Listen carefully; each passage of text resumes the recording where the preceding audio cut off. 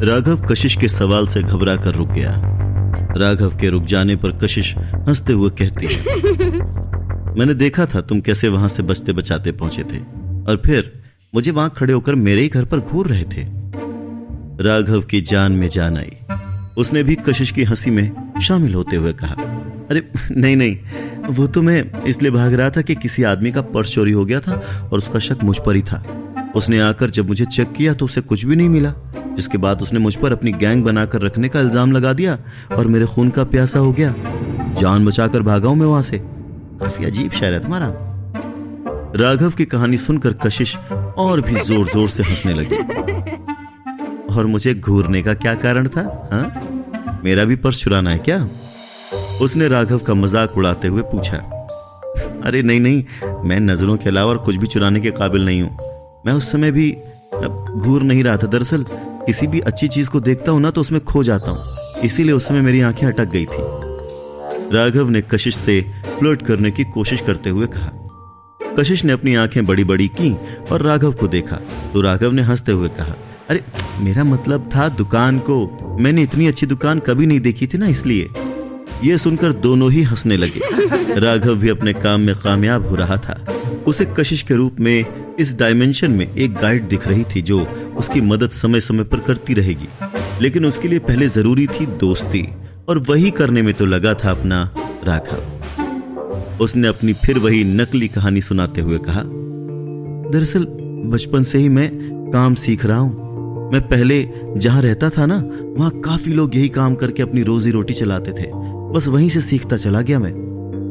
कशिश राघव की बातों से ज्यादा उसके ऊपर ध्यान दे रही थी। उसके कपड़ों को देखते हुए वो खुद को बोलने से रोक नहीं पाई। माफ करना, पर तुमने इतने पुराने फैशन के कपड़े क्यों पहन रखे हैं? तुम्हें देख के इतनी भी तो तंगी नहीं लगती पैसों की? काफी अलग पसंद जान पड़ती है तुम्हारी। खैर ये सब छोड़ो, तुम क्या क्या काम किया करते थे वहां पर? राघव कशिश को क्या ही बताता। कशिश राघव को यहाँ के गवर्नमेंट कल्टीवेटर स्कूल के बारे में बताती है। दोनों टहलते टहलते मेन रोड तक आते हैं। वहीं एक स्कूल की तरफ इशारा करते हुए वो कहती है, ये देखो स्कूल देख रहे हो? मैं पहले यहीं पढ़ती थी। इस स्कूल की काफी पहले से ही अच्छे कल्टीवेटर स्कूल्स में गिनती होती है। यहां से काफी स्ट्रॉन्ग कल्टीवेटर्स भी पढ़कर निकल चुके हैं। इस पूरे सिनारियो में राघव सिर्फ कल्टीवेटर्स के बारे में ही जानता है, जो उसके लिए इसलिए भी इंपॉर्टेंट है क्योंकि उसे साइंटिस्ट रॉबिन ने कहा था कि वो ही यहां पर पैसे कमाने का एक जरिया है। उसे इतनी देर में ये तो समझ में आ गया था कि यहां पैसे कमाना जितना आसान सोचा था उससे कहीं ज्यादा मुश्किल है। मगर जैसा कि उसे पहले से ही मालूम था कि भले ही पैसे यहाँ बिल्कुल पानी की तरह बरसते हैं और यहाँ एक सिंगल टाइप के ऑक्यूपेशन को फॉलो किया जाता है जिसे एक कल्टीवेटर कहते थे, उस मुकाम तक पहुंचना आसान नहीं होगा। कल्टीवेटर बनने के लिए यहाँ आर्टिफैक्ट्स और नए या पुरानी मशीनों की रिपेयरिंग से लेकर नए किसी इन्वेंशन को कलेक्ट करने और अपने स्किल्स को बढ़ाने तक का काम सीखना होता था। राघव जिस डायमेंशन में था उसे वहां कई खतरों का सामना करना था और राका जैसे लोगों से बचने के लिए एक लो प्रोफाइल भी रखनी थी। अगर जरा सा भी इधर उधर किया तो सीधा स्वर्ग। राघव ने अगले ही दिन से संजय अंकल की दुकान पर काम करना शुरू कर दिया। वो रोज बोरी लेकर इधर उधर जाता और इलेक्ट्रॉनिक गैजेट्स और आर्टिफैक्ट्स कलेक्ट करके लाता। ऐशो आराम की जिंदगी छोड़कर राघव अपने परिवार के लिए यहां कचरा तक चुनने को तैयार था। शाम ढल चुकी थी। राघव पैदल ही अपने पूरे सफर को अंजाम दिए जा रहा था। उसे कुछ ही दिनों में पूरे शहर का जायजा लेना था। वो एक सुनसान सड़क पर जा ही रहा था कि तभी उसे एक आदमी वहां पर पड़ा मिला। राघव को अपनी नजरों पर भरोसा नहीं हुआ। वो हड़बड़ा कर उसके पास पहुंचा और आसपास देखने लगा। उसे उस सुनसान रास्ते पर कोई भी दिखाई नहीं दिया। भला किसने इस आदमी की ऐसी हालत की? उसने अपना कान जब उसके सीने पर लगाकर सुना तो मालूम पड़ा कि उसकी धड़कन अभी भी चल रही है। राघव उसे बचाने का अपना पूरा प्रयास कर ही रहा था कि तभी उसके हाथ में कुछ चुभा। राघव ने अपने हाथ हटाए और देखा तो वो उस आदमी का बैज था जिस पर लिखा था doctor Subramaniam S, project manager, star walk research organisation. Raghav ने सब कुछ छोड़कर अब पूरे जी जान से उस आदमी के सीने को पंप करना शुरू कर दिया। बीच बीच में पानी के छींटे भी मारता रहा और काफी मेहनत मशक्कत के बाद उसकी मेहनत रंग लाई। वो आदमी होश में आने लगा था। वो आदमी पहले तो बहुत खांसा, फिर कुछ बुदबुदाने लगा। राघव ने ध्यान से सुनने की कोशिश की। उस आदमी के मुंह से बस एक ही बात निकल रही थी, तुम लोग ठीक नहीं कर रहे हो, मत मारो मुझे, मत मारो मुझे, नहीं मुझे मत। राघव ने उस आदमी को पकड़कर जोर से हिलाया। तब कहीं जाकर उसकी आंखें अचानक से खुलीं और वो राघव को देखकर बिल्कुल चौंक गया। राघव ने कहा, अंकल यहां कोई नहीं है, कोई नहीं मारेगा आपको, अंकल आप ठीक हैं? उस आदमी की जान में जान आई। उसने फिर एक बार बुदबुदाते हुए कहा, पानी। राघव ने उस बोतल में बचा हुआ पानी उस आदमी को पिलाना शुरू कर दिया। जैसे न जाने कितने दिनों का प्यासा हो, उस आदमी ने पूरी बोतल का पानी पी लिया। अब उसकी जान में जान आई थी। उस आदमी के होश में आने के बाद वो किसी तरह से उठकर बैठा। उसने राघव को देखा और उसका धन्यवाद करने लगा, मगर तभी उसकी नजर उस जलती बुझती स्ट्रीट लाइट के नीचे राघव के चेहरे पर गई। उसने कहा, बेटा मैं तुम्हें जानता हूं। राघव ने मनी मन सोचा, लगता है इन्हें जरूर सदमा लग गया है। उसने मुस्कुराते हुए कहा, अच्छा, मगर नहीं अंकल, आप मुझे नहीं जानते होंगे, मैं तो इस शहर में नया नया आया हूं। राघव का चेहरा और ध्यान से देखते हुए डॉक्टर सुब्रमण्यम ने कहा, नहीं बेटा, मैं तुम्हें कहीं और से जानता हूं। तुम्हारा नाम क्या है? राघव बिल्कुल ही श्योर था कि उसे भला यहां कौन ही पहचानेगा, तो उसने अपना नाम बताया। जी, मेरा नाम राघव है। डॉक्टर सुब्रमण्यम की आंखें चमकी। राघव? अच्छा, और तुम्हारे पिता का नाम? उन्होंने पूछा। राघव ने झट से जवाब दिया, जी विवेक सिन्हा। डॉक्टर सुब्रमण्यम ये सुनकर चौंक उठे। उनकी आंखें जैसे बाहर ही आ जाती। उन्हें विश्वास ही नहीं हो रहा था कि विवेक सिन्हा का बेटा राघव उनके सामने इस डायमेंशन में खड़ा है। उन्होंने चौंकते हुए राघव से कहा, राघव बेटा, तुम इस डायमेंशन में क्या कर रहे हो? उनकी ये बात सुनते ही राघव के पैरों तले से जमीन खिसक गई। वो भी बिल्कुल शॉक में आ गया। उसे समझ में नहीं आ रहा था कि डॉक्टर सुब्रमण्यम उसे कैसे जानते हैं और उन्हें कैसे पता कि वो किसी और डायमेंशन में रहता है और यहां ट्रैवल करके आया है। उसने बचने की कोशिश करते हुए कहा, डायमेंशन? कैसी डायमेंशन? आप जरूर मुझे कोई और समझ रहे हैं अंकल। नहीं बेटा, मैं तुम्हें कोई और नहीं समझ रहा। तुम राघव ही हो और तुम उस डायमेंशन में मॉडर्न पब्लिक स्कूल में पढ़ते हो। तुम्हारी एक बहन भी है, अवनी। राघव को अपने कानों पर भरोसा नहीं हो रहा था। दूसरी डायमेंशन में एक आदमी था जो उसे जानता था। राका जैसा उसका दुश्मन नहीं बल्कि दोस्त। उसने कहा, हाँ, मगर आप मुझे कैसे जानते हैं? डॉक्टर सुब्रमण्यम ने कहा, बेटा मैं तुम्हारे पापा का बहुत अच्छा दोस्त हूं। यह शायद था। अब उस दुनिया में सभी सोचते हैं कि मैं अब जिंदा नहीं रहा, मगर मैं जबरदस्ती वहां से यहां भेज दिया गया था।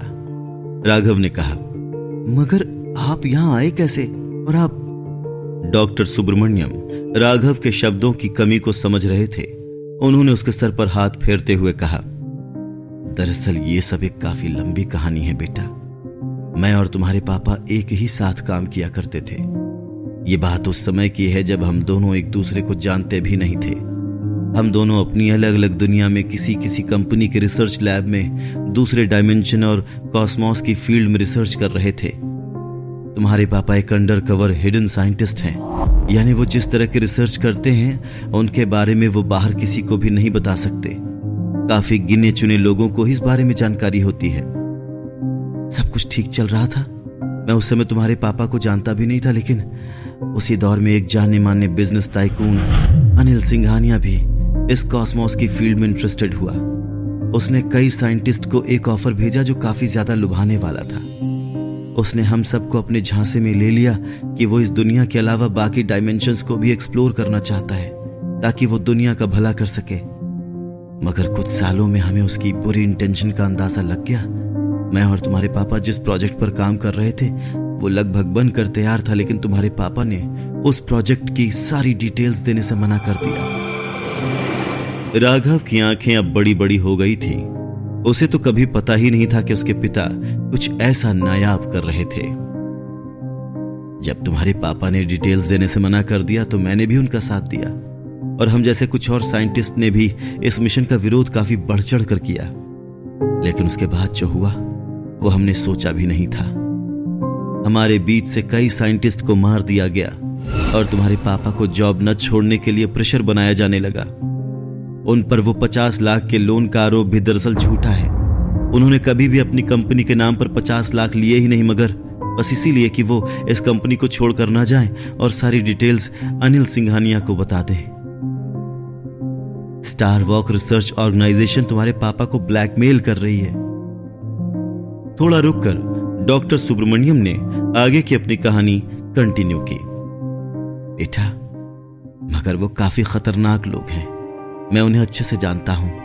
उन्होंने मेरे परिवार को भी नहीं छोड़ा, सबको मार डाला और मेरी मौत की भी झूठी खबर फैला दी और मुझे धमकाकर इस डायमेंशन में आकर यहां का बिजनेस संभालने के लिए भेज दिया। यहां उनका लीडर राका, उसने मुझे यहां भी मारने की कोशिश की, जिससे मेरी अभी अभी ये हालत हुई कि तुमने आकर मेरी जान बचाई है।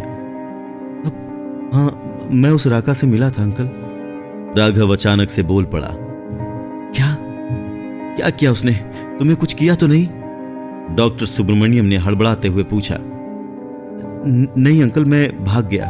वो मेरे यहां बिना किसी परमिशन के आने पर सवाल उठा रहा था। हाँ, अब यहां ऐसा ही होता है। अनिल सिंघानिया के ग्रुप के साथ ही और भी कई ग्रुप्स थे जिन्होंने इस डायमेंशन की खोज कर ली थी, मगर अनिल सिंघानिया ने अपनी पावर दिखाते हुए यहां आने वाले किसी भी, उस डायमेंशन से यहां पर आने वाले किसी भी इंसान का आना बंद कर दिया। इसीलिए तुम्हें वो मारने के लिए ढूंढ रहे होंगे। बेटा, यहां पैसा कमाना इतना भी आसान नहीं है। जितना तुम सोच रहे हो ये उससे कहीं ज्यादा खतरनाक है। यहां पैसे कमाने से पहले तुम्हें कल्टीवेटर बनना होगा, और कल्टीवेटर बनने के लिए तुम्हारी स्किल्स काफी अच्छी होनी चाहिए। यहां स्कूल और यूनिवर्सिटीज में एडमिशन लेकर किसी अच्छी पोस्ट तक पहुंचना होगा। उसके बाद ही तुम्हारे पास इतने पैसे हो पाएंगे कि तुम वापस यहां से लेकर कुछ जा सको। मगर जो भी यहां एक बार पूरी तरह से आ जाता है वो कभी वापस नहीं जा पाता। मैं भी नहीं जा सकता। मेरे पास भी अब वो वॉच नहीं है, और उसे बनाने में मुझे एक लैब और काफी समय लगेगा। जिस तरह की रिस्ट वॉच तुमने पहन रखी है ना, कुछ इसी तरह की मेरे पास भी थी, मगर इन्हीं लोगों ने वो वॉच तोड़ दी। मगर तुम्हारे पास अभी मौका है। तुम यहां से चले जाओ और हो सके तो वापस यहां मत आना। नहीं सुब्रमण्यम अंकल, मैं यहां जरूर आऊंगा। मुझे पैसों की जरूरत है, और अब तो मुझे मेरा लक्ष्य साफ दिखाई दे रहा है। मैं अपने पापा के लिए उस अनिल सिंघानिया को सबक सिखाकर रहूंगा। डॉक्टर सुब्रमण्यम आगे कुछ भी बोल पाते कि तभी राघव की रिस्ट वॉच वापस से बीप करने लगती है और उस पर लिखा हुआ आता है, go back, emergency, own dimension. Raghav भी घबरा गया। आखिर ऐसी क्या इमरजेंसी थी वहां उस डायमेंशन में? क्या हुआ था पृथ्वी पर? क्या सब कुछ ठीक तो है? कहीं राघव के परिवार पर कोई आंच तो नहीं आ रही? क्या होगा आगे? कहीं राघव को वापस तो नहीं जाना पड़ेगा? ये जानने के लिए सुनते रहिए खिलाड़ी, अनोखी दुनिया का।